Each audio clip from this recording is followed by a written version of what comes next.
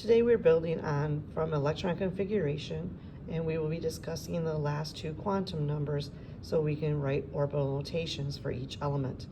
But before we move on to orbital notation, let's look at shorthand notation one more time. Shorthand notation is just a simplified version of writing electron configuration. What it does is uses the noble gases from group 18. We like to use the noble gases because being part of group 18, they're known as noble gases or inert gases. This means that their outermost energy level is completely full. They all obey the octet rule. We don't have to worry about the electrons up to that point. So if we look, for example, at fluorine. Normally for fluorine, we know that there are 9 electrons. We would say 1s2, 2s2, 2p5. Now, fluorine doesn't have much of a shorthand notation, but we can write it anyway. What we do is we find our element of fluorine, we go up one in its family, and we slide all the way to the noble gases. That means my noble gas notation is going to start with helium. So I put He in brackets, and He takes care of the first 2 electrons. So I then have to find electrons 3 and 4. So again, it's 2s2 and then 2p5, which is what we have written here. If I want to look at calcium, I find calcium on the periodic table. There are 20 electrons. So what I can do is I can go up one in its family and I can slide all the way to the right. That would be argon. Argon takes care of 18 electrons. So it means that all 3 energy levels are completely filled. So I'm going to put argon in brackets, takes care of the first 18 electrons, and then I find electrons 19 and 20, which is 4s2. On the assignment from yesterday, if I was going to be working with copper, I could find copper has 29 electrons. I'm going to go up one and I'm going to slide to the right. That means it's argon. Again, argon has 18 electrons, and it means that the first 3 energy levels are completely filled. So I can put argon in brackets. I then tell where electrons 19 and 20 are, which is 4s2, and then I come through here for 3d9. 3d9. Okay. If I was going to be looking for bromine, again, I find bromine. I go up one, and I slide to the right. Again, it's argon. Argon takes care of the first 18 electrons. So 19 and 20 are 4s2. I pass through the 3d10, and pop back up to the 4p5, which is what I have here. And then I have you try silver. If we look for silver, I move up one, I slide to the right. This time it is going to be krypton. Krypton takes care of the first 36 electrons. Again, I went up and slid all the way to the right. That means the first 4 energy levels all obey the octet rule. So I find electrons 37 and 38. It's 5s2. I drop down into the 4d, count across. I'm 4d9. So 5s2, 4d9. All right, let's move on to orbital notation. In order to write orbital notation, you have to have the electron configuration.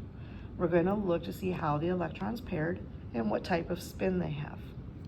Yesterday, we talked about the principal quantum number, which tells me the period, which tells me the number of energy levels. We talked about the orbital quantum number, which tells me the block, whether it's in the S, P, D, or F block.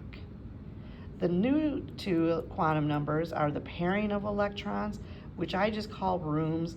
You could say it's the orbitals, or the spin of the electron, whether or not it's moving up or down. Okay.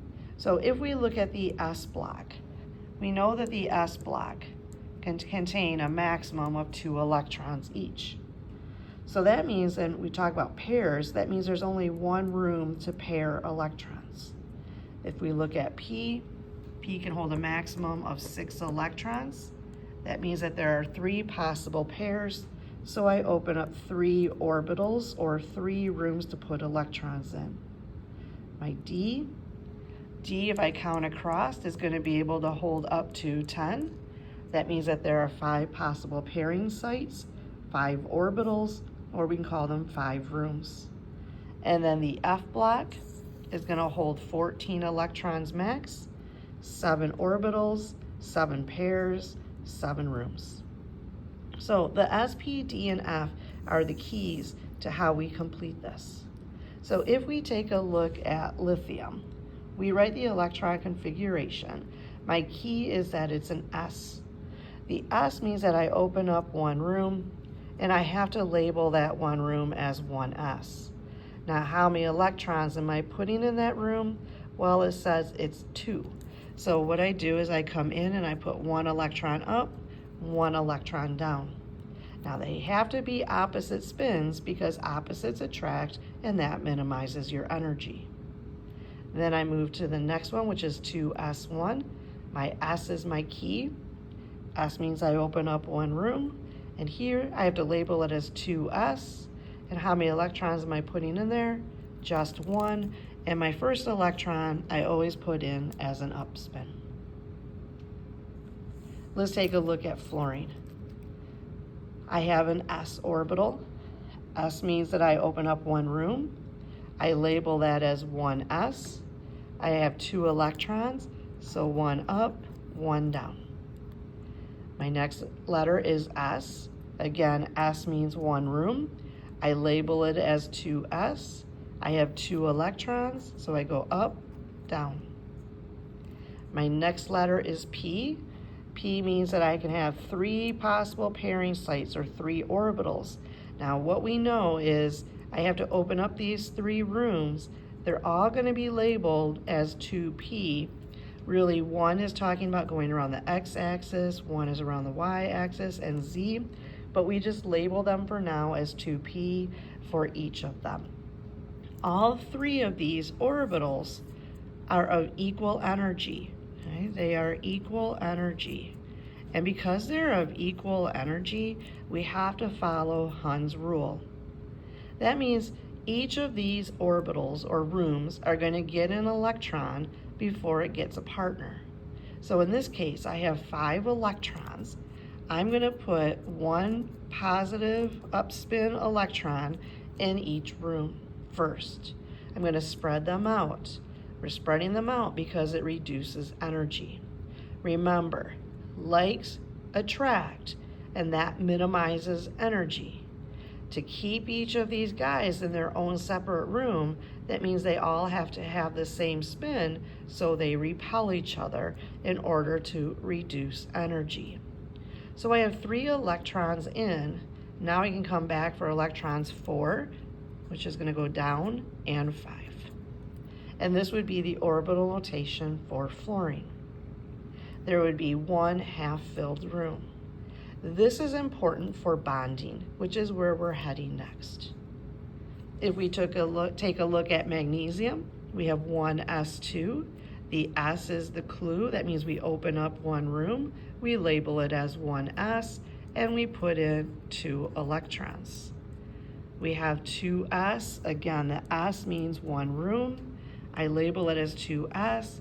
I'm using all 2 electrons, so I'm going up, down.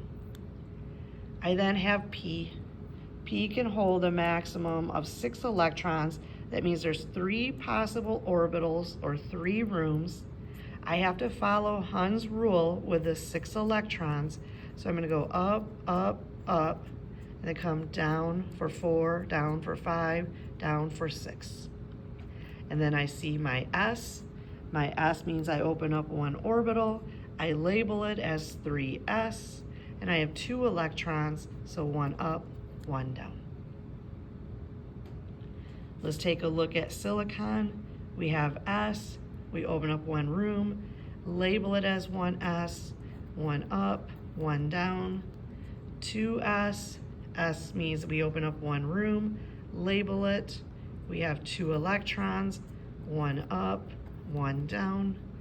I then have P. P again, 3 rooms. I'm going to label all 3 rooms as 2p. I have 6 electrons. I'm following Hund's rule. There's my 6 electrons. I have S. S means I open up one room. I label it as 3s. I'm using 2 electrons. And then I see P. P means I have 3 orbitals. I have to open up 3 rooms. But this time I only have 2 electrons.